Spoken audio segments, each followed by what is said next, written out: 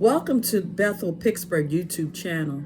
If this is your first time, I'd like to welcome you to our channel, and hope that you come back and visit us again. If this is your second time or third time, or you're a returning subscriber, thank you for supporting the Bethel Pittsburgh YouTube channel.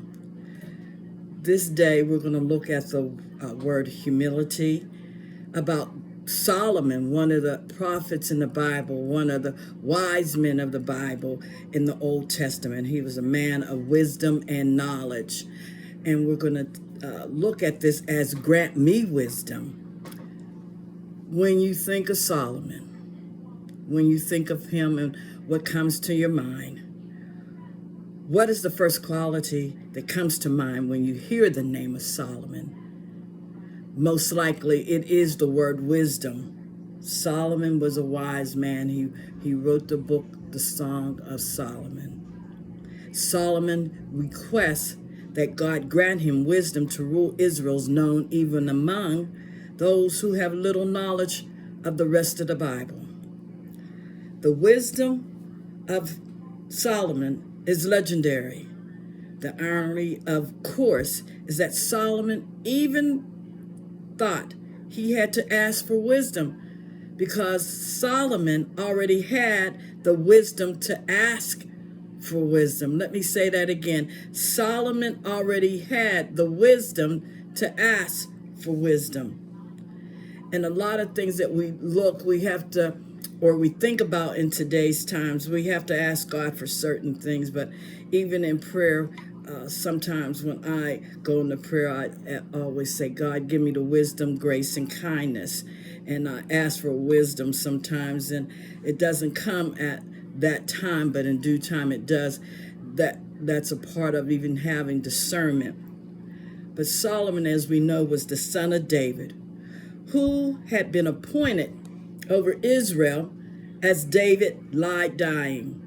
As he assumed his royal position, he faced conflicts on a number of fronts. He faced opposition from two factors that believed someone else would be king, and that's what he thought. He believed somebody else should be the king instead of him. The followers of the high priest, who have deposed him, or who was deposed, and the followers of Solomon's brother, who was later executed. Solomon knew both factors would continue to cause unrest once he took the seat of the throne. Solomon's request for wisdom came in response to a question God asked him in a dream after he became king. What can I give you? This came to Solomon in a dream when God asked him, what can I give you? This was the question posed to Solomon. After recounting God's love and faithfulness for his father, David, Solomon admitted his youthful inexperience in light of the enormous task of reigning over the nation of Israel, a nation so large that its population was too high to record. And you can find that in 1 Kings, the 3rd chapter, verses 7 to 8. Only then does he make his request. Give your servant an obedient heart to judge your people and to discern between good and evil. For who is able to judge this great people of yours? You can find that in 1 Kings, the 3rd chapter, verse 9. Bear in mind that Solomon was all of 20 years old when he became a king. Can you imagine 20-year-olds today? Would they want to take on the task of being king of a large nation? Solomon revealed another quality. Humility. You have to humble yourself. A lot of us don't humble ourselves. A lot of young people don't humble themselves. We're living in a era of young people think that their entitlement, that they're entitled to a lot of things, but you have to work towards it. So bear in mind that Solomon was only 20 years old when he became king. Solomon's request revealed another quality, like I said, humility. His humble request revealed his insecurity over whether he was mature enough to be equipped to discern between good and evil. It's a balance, up, down, 50-50, the discernment between good and evil. Solomon's response was pleasing to God, who pointed out all the things Solomon could have asked for: a long life, personal wealth, revenge against his enemies, who were already threatening the kingdom of Israel. But because Solomon considered the welfare of God's people above all own desires, God rewarded him by promising to give him much more than he requested: wisdom, understanding, wealth, and honor. God not only gave Solomon wisdom and understanding, but he also showered him with wealth and honor in a singular place in history. 1 Kings, the 3rd chapter, verses 11 to 13. Not only would there never be another person like Solomon, but God also assured him there would be no other king like him as long as he lived. Humility is always pleasing to God. Praying with humility shows acknowledgement of God's sovereignty. When you humble yourself before God, you own up to your position of subservient. When you humble yourself before God, let's think on that. When you humble yourself, when you get completely and surrender to God, he looks at that. A humble heart recognizes God as Lord. A humble heart recognizes God as Lord, and such a heart is rewarded. For Yahweh takes pleasure in his people. He adores the humble with salvation. And you can find that in Psalms 149, division 149, verse 4. Solomon was rewarded for a lot of his ways of what he did right. After promising Solomon riches and honor, God rewarded him for his humble request. Number 1, Solomon ruled over an enormous kingdom from Egypt to the Euphrates. Number 2, during his lifetime, peace reigned throughout his kingdom. The borders were kept safe. Number 3, every family in his kingdom enjoyed security and some measure of prosperity. Wow. Solomon's prosperity was unraveled in the known world. Unrevered in the whole world, in a known world. Number 4, his goodness or his fame was known among the surrounding nations. Ambassadors came from far and wide to partake of his wisdom. Number 6, his intelligence was also legendary.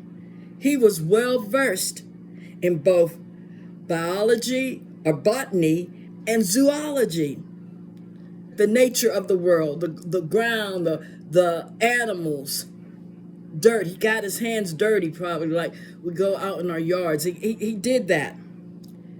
And the wisdom God promised him. Solomon became known throughout the region for his wisdom, his knowledge, and his understanding. 1 Kings, 4th chapter, verses 29 to 31, indicates that his wisdom was greater than that of all wisdom teachers from Babylonian to Egypt, including some as such renowned that their names were recorded. in the Bible. Indeed, no other kings were like him as long as he lived.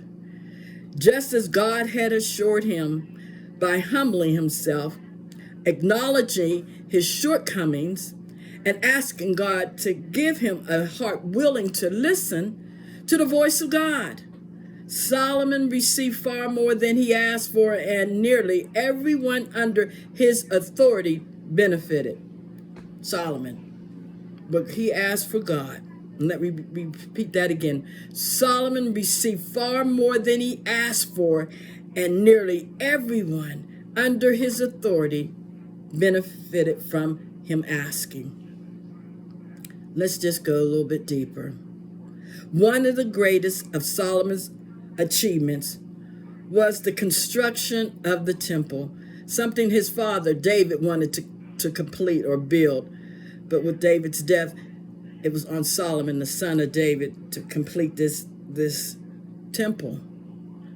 Though many attempts have been made to create an accurate model of the temple based on biblical dimensions, the unit of measure, the cubics, represented different lengths in different cultures. Regardless of its size, it is generally agreed that gold played a strong role in this, and with an estimated 20 tons used in its construction. This was gold now. In addition, King Solomon received an annual revenue in excess of $256 million in gold over a period of 40 years. My. As we narrow all this out, let's have some points that we need to remember from this and what God can do for us. God chose the way he communicates, and God chooses the way he communicates with all of us. He spoke to Solomon in a dream. I've had dreams. We all have had dreams. And a lot of times we hear voices or we hear a word, or somebody will come to us and say a word, and it's not always them. It's God using them to speak to us. But with Solomon's case, he communicated to Solomon in dreams. Solomon humbled himself before God, acknowledging his inexperience. He asked for a heart willing to listen to God's wisdom. Wow. Solomon's request pleased God, who promised more than he asked for. Isn't that something? And a lot of times in our lives, we ask for certain things, and here God will give us more than we ask for. Even during this time of the pandemic, God has supplied all our needs. God has kept us, even our health, even able to pay our bills. He supplied all our needs. In other words, he gave us more than what we asked for. Humility indicates an attitude of respectful subservice to God. Humility. Grant me the wisdom. Grant me the wisdom. And as we take a final thought about this, despite his beginnings, Solomon that is, Solomon's later years were marked by some failures. Yeah, it was marked by some things that he didn't do right.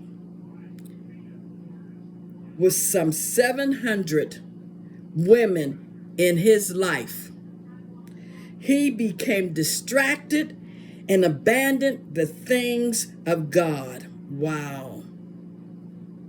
In fact, he began worshiping other gods, small g, G-O-D-S. In other words, he took on idols. He worshiped maybe cars, what we would think of today. That's idols. He worshiped the money he had. That's an idol. His wealth and power had taken their toll. God had promised him a long life if only he would serve him with his whole heart. Solomon, who was 60 when he died, did not live a particularly long life like his dad did, like David. So we have to watch sometimes what we ask for, and then once we get it, we have to make sure we take care of it and do it the right way. And as you see in Solomon's case, he got distracted. God had given him everything plus more, plus extra things. And he became distracted. He started worshiping the idol gods. So as we keep this in mind and we ask God for wisdom, as even the one prayer says, God grant me the serenity to accept the things I cannot change, the courage to change the things I can, and the wisdom to know the difference. We have to know the difference between wisdom and what it's all about, and the wisdom of good wisdom and bad, if there's a such thing.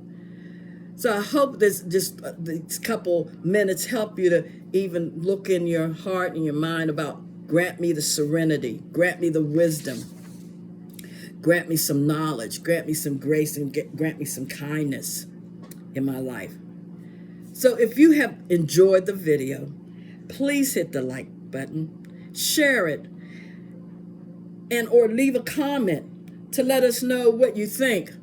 Also, don't forget to subscribe to our channel by hitting the notification bell to stay updated with all our new content and all our new things that are happening here at Bethel AME Church, the church on the hill with the mountaintop experience, where the pastor is Reverend Dale B. Snyder. So in closing, always greet somebody in a kind way. Always say a prayer for somebody and even say a prayer for yourself. But most of all, tell somebody that you love them. God's blessings to you. Take care and be safe.